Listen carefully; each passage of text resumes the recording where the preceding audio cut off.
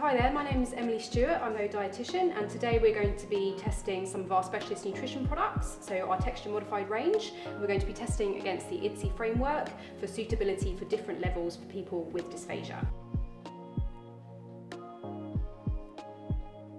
Okay, so here we've got some level 4 meals. We've got an Appetito level 4 meal here and some competitor level 4 meals here. And what we're going to do is just do the different tests and talk about what we'll be looking out for. So I'm going to start with the full pressure test. So if I press down on this sample, it doesn't leave as much of a clear indentation as if I press down on this sample, indicating that the compliance is greater with this sample. So I'm going to do the next fork test.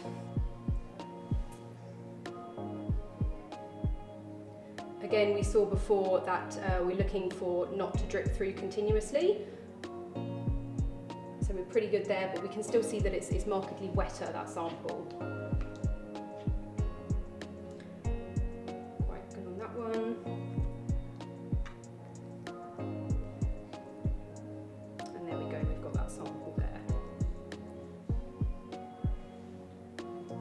So with the spoon tilt test, remember, we're looking for not too much food to be left on the spoon, as that would indicate that the sample is a bit too sticky. So as you can see, there's a fair bit left on there. And if I use our sample, it comes off much more cleanly, so there's only a very thin film left on the spoon there. So what this shows us is that when eating, this will be less sticky in the person's mouth, and having a sample that is too sticky for someone with dysphagia can pose a risk. And then finally, as you can see, that's left quite a residue on the spoon. The other thing that's quite important to look out for is the burning that you can see around the edge of these two samples. That can actually form a skin, which could be a problem for somebody in the mouth. If they have dysphagia, that would be quite hard for them to manipulate and swallow. You can see on our sample here, we don't have any skin at all. Another thing to look out for is any free fluid. If you've got some free fluid, whether that's oil or water or any other liquid, somebody could aspirate on that, so that could be quite dangerous as well. As you can see, we've got no free fluid on this sample here, which is the safest way. Not too much here, but if there was, then that would be a problem.